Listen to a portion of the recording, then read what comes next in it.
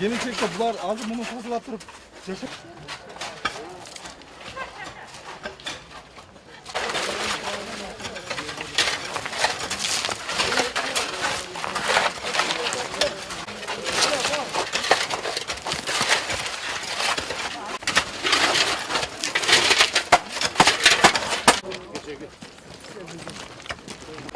Jigitlermen rahmat.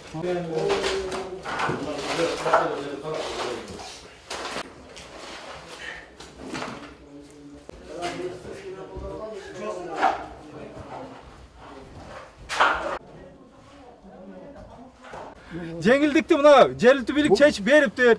6 миң эмес, 600 сом менен бүтүрө турган 2 сом менен бериптир да. Аны ошол эки жака бөлүп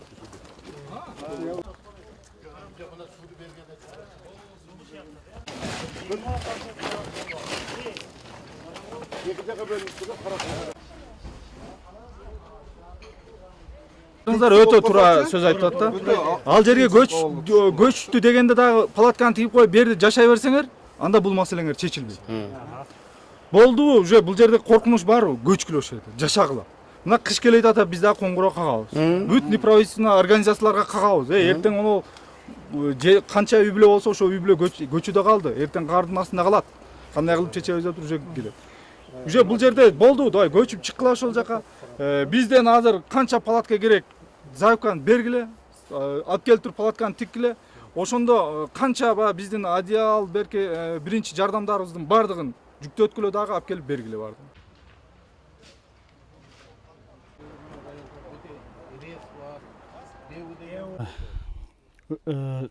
Сел боюнча саат 4 чамасында ушул табигый кырсык болуп кетти. Тилекке каршы адам өмүрүнө коркунуч жок, бирок үй там жайларына чоң зыян келтирди.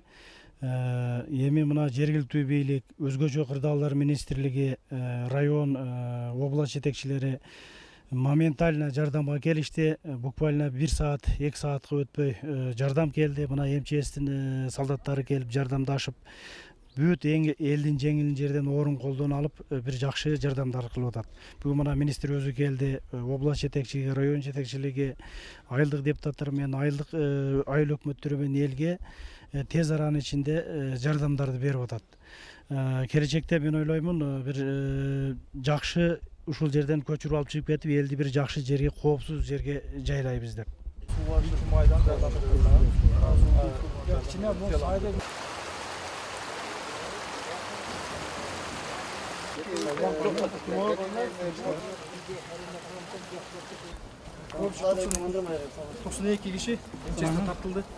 Бүгүнкү күндө мына өзүңүздөргө белгилүү болгондой, МЧС тарабынан кызматкерлер толук кандуу иштеп жатат.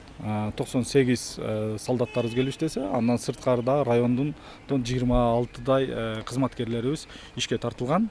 Азыркы тазалоо иштерин жүргүзүп, толук тазалоо иштерин жүргүзгөнгө бүгүнкү күндө биздин күчүбүз жетишерлик деңгээлде жетет.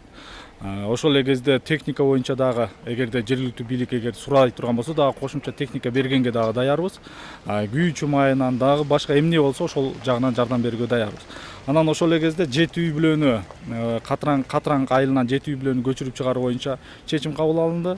Ал боюнча биз палаткаларды жеткирип берүү, биринчи жардамдарды бергенге бүгүнкү күндө алар жергиликтүү бийлик заявкасына ылайыктуу биз толук кандуу бардык палаткаларды жана жерди бөлүп берсе ошол жерге тигип толугу менен көчүрүп чыкканга биздин каражаттарыбыз жетишерлик деңгээлде бар. Ал эми мамлекет тарабынан алардын үйүнө курулуш боюнча мен айтайын, биринчи кезекте жергиликтүү бийлик алардын жер маселесин чечиш керек. Экинчи маселеси мына былтырдан бери эле айтып келебиз, страховкага коюш керек эле. Буга чейин алар коюш керек эле. Азыр тактап чыксак эч ким иси коюлган эмес. Дагы эле жергиликтүү элдин күнөөсү менен болуп атат. Ал эми мамлекет тарабынан же болбосо МЧС тарабынан бүгүнкү күндө акча каражат андайга жардам биз бере албайбыз. Бул боюнча эгер палаткага чыгаргандан кийин мамлекеттик эмес уюмдарга жана башка уюмдарга кайрылып жардам берүүгө биз аракет жасайбыз сөзсүз. Мен ойлойм күз келгиче бул элдердин маселесин бир оң жакка чечебиз деген ойдомун.